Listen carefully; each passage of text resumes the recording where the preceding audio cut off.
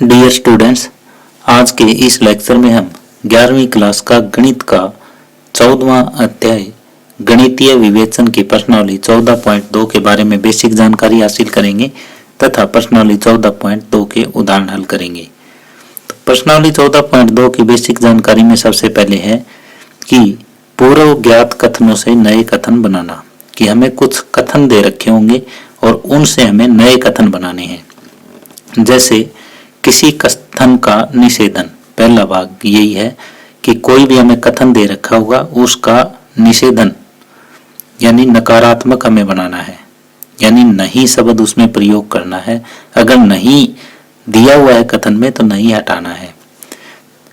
तो किसी कथन का निषेधन किसे कहेंगे? किसी कथन का नकारना उस कथन का निषेधन कहलाता है। जैसे नई दिल्ली एक नगर है, तो इसको हम किस किस तरीके से नकार सकते हैं? हम इसको निम्नलिखित 3 तरीके हैं जिनसे नकार सकते हैं। एक, पहला तो ये कि यह वस्तु स्थिति नहीं है कि नई दिल्ली एक नगर है। यह वस्तु स्थिति नहीं है कि नई दिल्ली एक नगर है, यानी इसको हमने नकार दिया कि ये ऐसी कोई स्थिति ही नहीं है कि नई दिल्ली एक नगर है। इसको दूसरे तरीके से कैसे लिख सकते हैं हम? दूसरा जो तरीका है वो लिखने का ये है कि यह असत्य है कि नई दिल्ली एक नगर है। यह असत्य है कि नई दिल्ली एक नगर है। और इसको अगर और सिंपल तरीके से लिखना चाहें तो हम ये भी लिख सकते हैं कि नई दिल्ली एक नगर नहीं है। नई दिल्ली एक नगर नहीं है। आप इन तीनों में से कोई भी लिख सकते हो, यानी जो हमें कथन दिया गया है, यानी यहाँ पे हमें कथन ही दिया गया होगा, ऐसा कोई वाक्य नहीं दिया होगा जो कथन नहीं है। तो नई दिल्ली एक नगर है, ये सत्य है, हम जानते हैं कि भारत की राजधानी है ये, और तो ये कथन है। और नई दिल्ली एक नगर नहीं है, ये इसका निषेधन है। तो यहाँ पे जो इसका निषेधन होगा वो भी एक कथन होगा। अगर ये आपका कथन नहीं है तो इसका मतलब आपने गलती की है, यानी कथन दिया होगा और उसका जो निषेधन है वो भी एक कथन होगा। अगर आपको कथन ये दिया होता कि नई दिल्ली एक नगर नहीं है तो इसका निषेधन हो जाता नहीं है, हम हटा देते कि नई दिल्ली एक नगर है। तो चाहे आप इसका निषेधन पहले तरीके से लिखें, चाहे दूसरे तरीके से लिखें, चाहे तीसरे तरीके से लिखें, तीनों ही सही है। अब इससे संबंधित हम उदाहरण नंबर 2 कर रहे हैं। अब उदाहरण नंबर 2 है, निम्नलिखित कथनों का निषेधन लिखिए। तो पहला भाग है, किसी आयत के दोनों विकर्णों की लंबाइयां समान होती है। तो इसका निषेधन इस टाइप से होगा कि कई आयतें ऐसी भी होती है जिनके विकर्णों की लंबाइयां समान नहीं होती। अगर हम सीधा ये लिखते हैं जैसे ऊपर वाले में था कि नई दिल्ली एक नगर है, तो नई दिल्ली एक नगर नहीं है। अगर ये मैं लिखता हूँ कि किसी आयत के दोनों विकर्णों की लंबाइयां समान नहीं होती तो उसका अर्थ कोई और हो जाएगा। तो जो मैंने एग्जाम्पल आपको दिया था उसमें 3 तरह की स्थिति बताई थी, तो उसमें मैं बीच वाले यहाँ पे यूज करूँगा और वो बिल्कुल सही वाक्य बनेगा कि यह असत्य है कि किसी आयत के दोनों विकर्णों की लंबाइयां समान होती है। तो वो बिल्कुल सही जचेगा यहाँ पे। इसका अर्थ ये हो जाएगा कि कम से कम एक आयत ऐसा है जिसके दोनों विकर्णों की लंबाइयां समान नहीं है। तो उपरोक्त कथन का निषेधन होगा। क्या होगा? ये होगा कि यह असत्य है कि किसी आयत के दोनों विकर्णों की लंबाई समान होती है।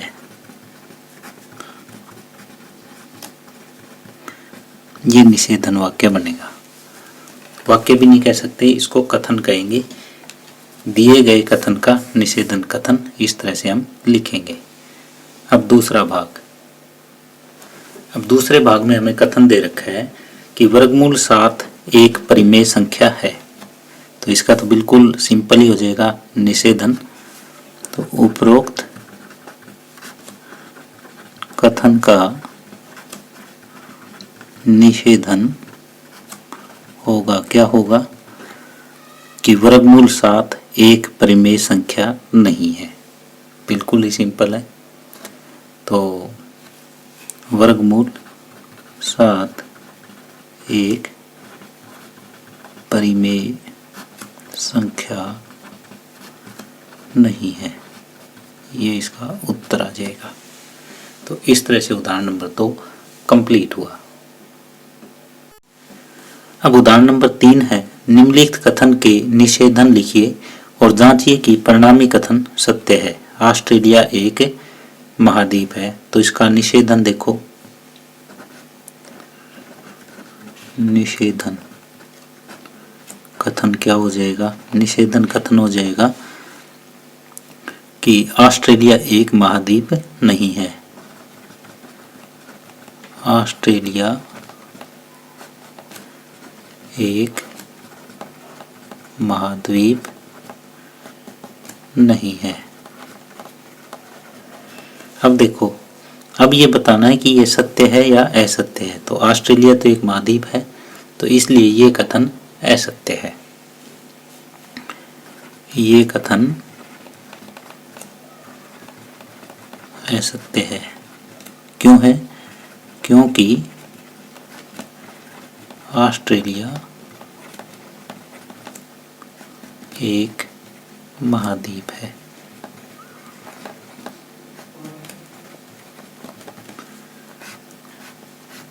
तो ऑस्ट्रेलिया एक महाद्वीप है, ये दिया हुआ था। इसका निषेधन कथन हमें लिखना है। निषेधन कथन में नहीं प्रयोग अपने को करना है।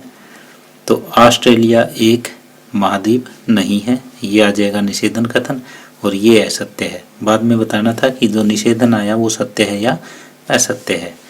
तो अगर मैं यहाँ पे एक बात और बताना चाहूँगा कि अगर कोई जो कथन है उसको हम P से लिखते हैं तो उसका निषेधन जो है वो इस टाइप से और ये लिखा जाएगा, ये निषेधन है। दूसरा भाग है, ऐसे किसी चतुर्भुज का अस्तित्व नहीं है जिसकी चारों भुजाएं बराबर है। तो इसका निषेधन देखो क्या है। निषेधन में नहीं हटा देंगे हम। निषेधन कथन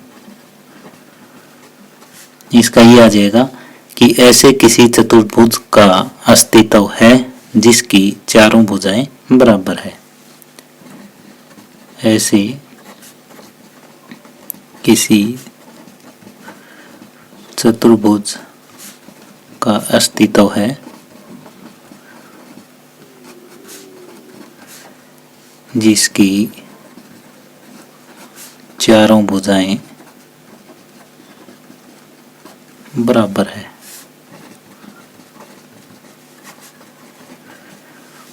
बिल्कुल ये बात सत्य है, क्योंकि वर्ग की चारों भुजाएं बराबर होती है और समचतुर्भुज की चारों भुजाएं भी बराबर होती है। तो यहाँ पे लिखेंगे कि ये सत्य है।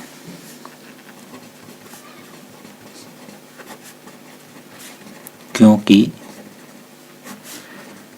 वर्ग तथा समचतुर्भुज में चारों भुजाएं बराबर होती है। यानी ऐसे किसी चतुर्भुज का अस्तित्व है जिसकी चारों भुजाएं बराबर होती है, ये बात सत्य है। अब तीसरा भाग है, प्रत्येक प्राकृत संख्या 0 से अधिक होती है। तो इसका निषेधन कथन क्या हो जाएगा कि एक ऐसी प्राकृत संख्या का अस्तित्व है जो 0 से अधिक नहीं होती। इसका निषेधन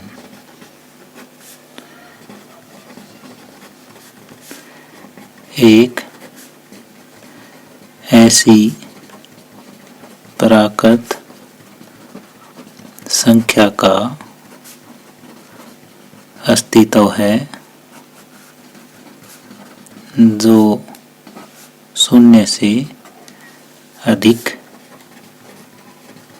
नहीं होती। तो ये बात जो है वो असत्य है, क्योंकि 0 से छोटी तो कोई प्राकृत संख्या होती ही नहीं। तो ये लिखेंगे कि ये असत्य है, क्योंकि 0 से छोटी कोई प्राकृत संख्या नहीं होती।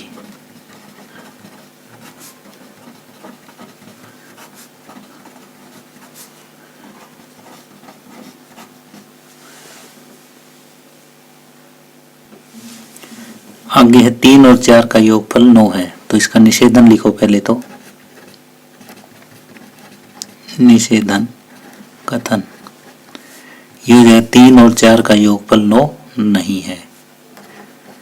3 और 4 का योगफल 9 नहीं है। ये तो आ गया निषेधन। अब देखो, क्या 3 और 4 का योगफल 9 नहीं है? ये सत्य है, बिल्कुल सत्य है। ये सत्य है क्योंकि 3 और 4 का योग 7 होता है। योगफल 7 होता है, ये आ जाएगा। और इस तरह से उदाहरण नंबर 3 कंप्लीट हुआ।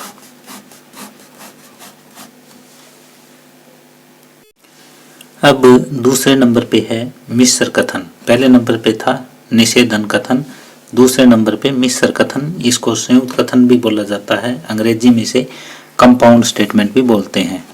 तो ये होता क्या है मिश्र कथन या संयुक्त कथन? दो कथनों को या अथवा से जोड़ें या फिर और या तथा से जोड़ें, एक नया कथन बनाते हैं तो वो मिश्र कथन या संयुक्त कथन कहलाता है। या तो या से जोड़ेंगे या और से जोड़ेंगे। किन्हीं दो कथनों को या से या फिर और से जोड़कर एक नया कथन बनाते हैं तो जो नया कथन बनेगा वो मिश्र कथन या संयुक्त कथन कहलाएगा। तो मैं यहाँ पे एक उदाहरण दे रहा हूँ जिससे आपको अच्छी तरह से ये क्लियर हो जाएगा। जैसे पी मैंने एक कथन लिया, कथन लिखने का तरीका यही है। पी एक कथन लिया कि बल्ब में कुछ खराबी है, बल्ब में कुछ खराबी है। और दूसरा कथन क्यों लिया मैंने कि बिजली के तार में कुछ खराबी है, बिजली के तार में कुछ खराबी है। तो इन दोनों का संयुक्त कथन, यानी ये भी दोनों कथन है और जब इनको संयुक्त करेंगे और जो वाक्य आएगा वो भी एक कथन ही होगा। बल्ब या बिजली के तार में कुछ खराबी है, जो मिश्र कथन बनेगा, आर बनेगा, ये मिश्र कथन है। मिश्र कथन जो आर बनेगा वो ये बनेगा कि बल्ब या बिजली के तार में कुछ खराबी है। यानी ये एक अलग कथन था, क्यों एक अलग कथन था, आर इन दोनों को जोड़ के बना है जो किससे जुड़ा है, या से जुड़ा है।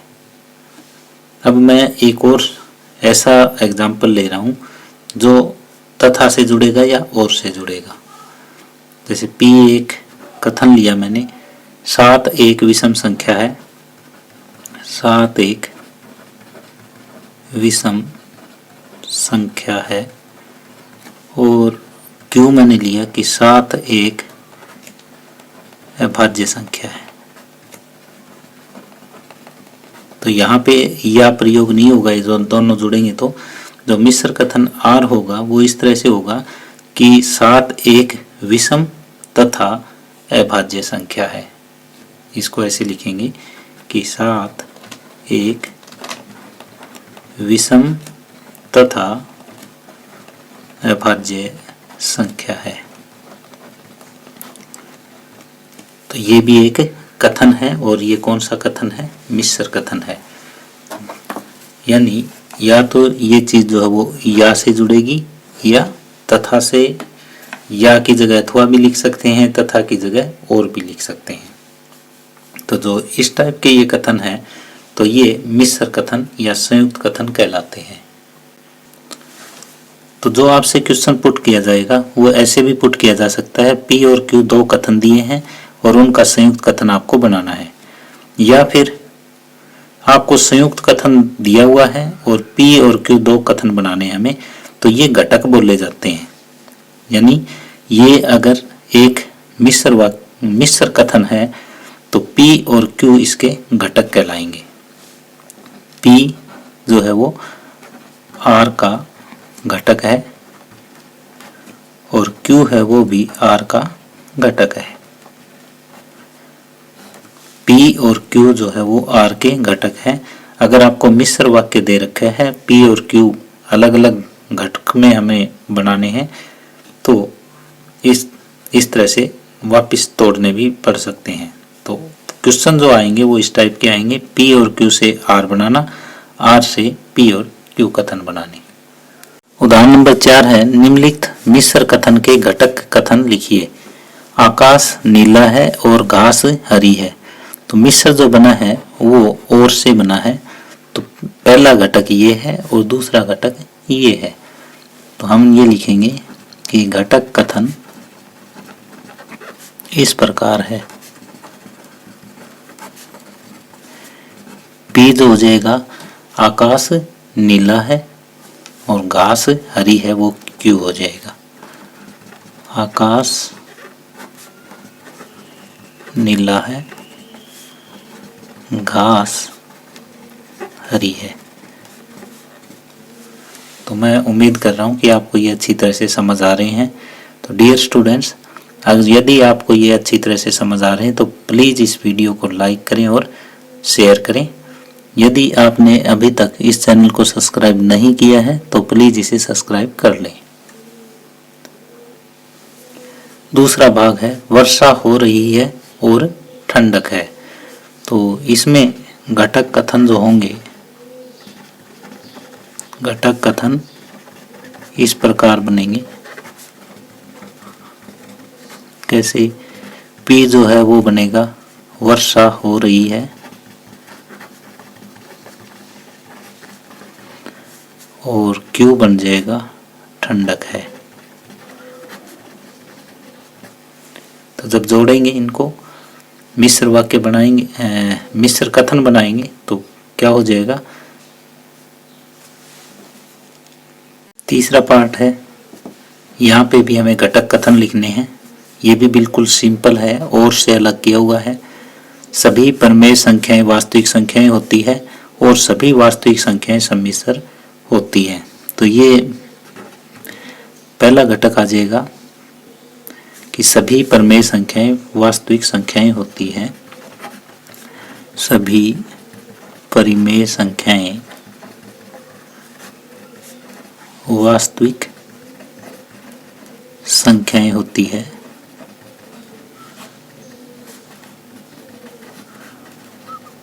और Q घटक कथन आ जाएगा कि सभी वास्तविक संख्याएं सम्मिश्र होती है। सभी वास्तविक संख्याएं सम्मिश्र होती है। तो ये P और Q घटक कथन आए हमारे पास। तो जीरो एक धन संख्या है या एक ऋण संख्या है, तो या से ये अलग हो रहा है, तो P घटक आ जाएगा कि जीरो एक धन संख्या है और Q घटक आ जाएगा जीरो एक ऋण संख्या है, ऋण संख्या है। तो ये दो घटक कथन बने। इसके साथ ही उदाहरण नंबर 4 कंप्लीट होता है, जो कि काफ़ी आसान था।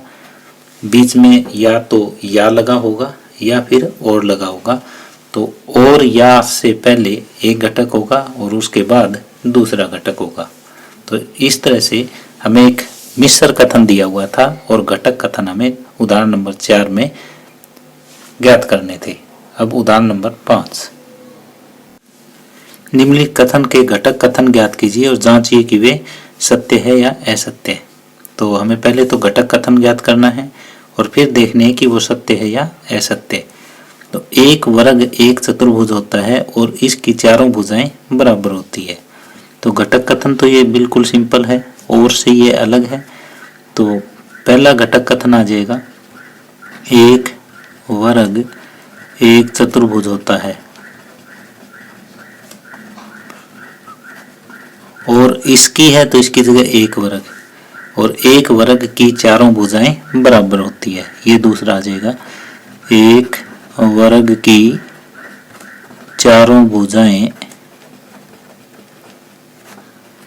बराबर होती है। ये हमने लिख दिए घटक कथन। अब एक वर्ग एक चतुर्भुज होता है, ये भी सत्य है, और एक वर्ग की चारों भुजाएं बराबर होती है, ये भी सत्य है। तो दोनों कथन सत्य है। ये लिखोगे यहाँ, दोनों कथन सत्य है। और जो संयोजक शब्द है वो कौन है, वो और है। तो इस तरह से पहला भाग कंप्लीट हुआ। अब दूसरा भाग है, सभी अभाज्य संख्याएं या तो सम होती है या विषम होती है। तो यहाँ जो घटक कथन लिखेंगे वो ये लिखेंगे, सभी अभाज्य संख्याएं सम होती है, सभी अभाज्य संख्याएं विषम होती है। सभी अभाज्य संख्याएं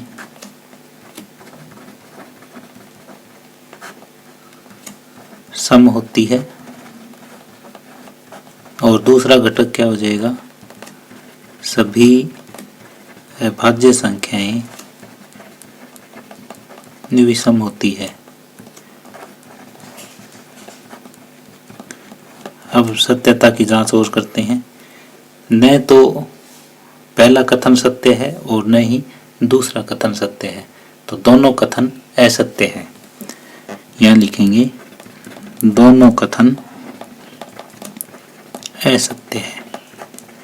और जो संयोजन शब्द है वो यहाँ पे या है। तो इस तरह से उदाहरण नंबर 5 का दूसरा भाग कंप्लीट हुआ। तीसरा भाग है, एक व्यक्ति जिसने गणित या कंप्यूटर विज्ञान का चयन किया है एमसीए में प्रवेश ले सकता है। तो जिसने गणित का चयन किया है वो भी एमसीए में प्रवेश ले सकता है, जिसने कंप्यूटर विज्ञान का चयन किया है वो भी एमसीए में प्रवेश ले सकता है। तो यहाँ पी हो जाएगा कि एक व्यक्ति जिसने गणित का चयन किया है एमसीए में प्रवेश ले सकता है। एक व्यक्ति जिसने गणित का चयन किया है एमसीए में प्रवेश ले सकता है। दूसरा कथन, एक व्यक्ति जिसने कंप्यूटर विज्ञान का चयन किया है, एक व्यक्ति जिसने कंप्यूटर विज्ञान का चयन किया है एमसीए में प्रवेश ले सकता है। ये दो हमने घटक कथन बना दिए, पहला भी सत्य है और दूसरा भी सत्य है। तो यहाँ पे दोनों कथन सत्य हैं, दोनों कथन सत्य है। और जो संयोजन शब्द है वो यहाँ पे या है।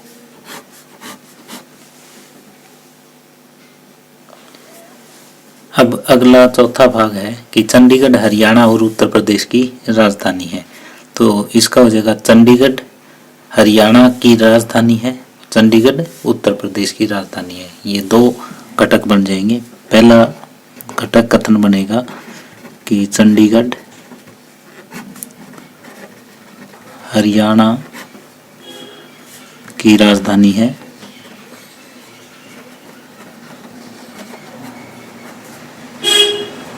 और क्यों घटक बनेगा चंडीगढ़ उत्तर प्रदेश की राजधानी है।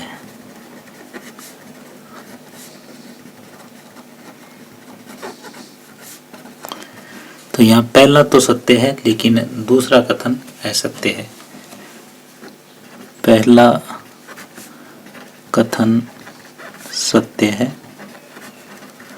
लेकिन दूसरा कथन असत्य है।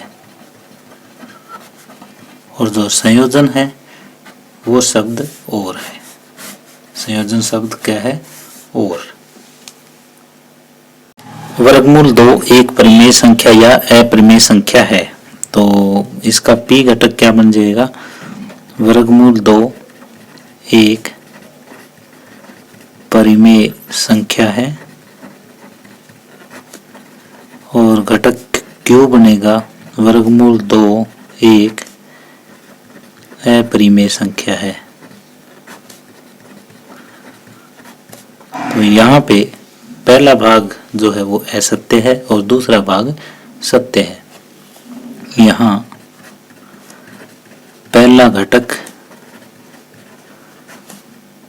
असत्य है तथा दूसरा घटक सत्य है। दूसरा घटक सत्य है और जो संयोजन शब्द है वो है या।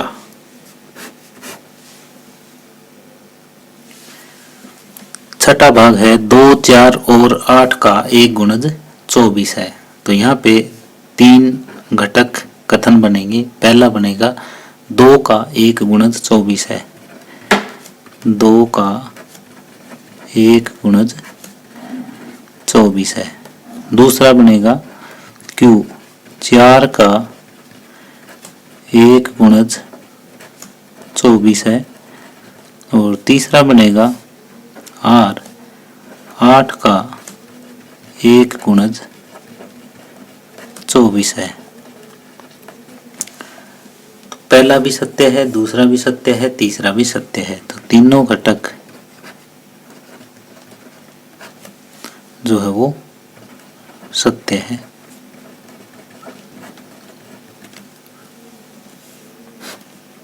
तीनों घटक यहाँ पे सत्य है। इस तरह से उदाहरण नंबर 5 के सभी पार्ट कंप्लीट हुए। इसी के साथ ही आज का ये लेक्चर हम यहीं पे समाप्त कर रहे हैं। इससे अगले लेक्चर में प्रश्नावली 14.2 हल करेंगे। धन्यवाद।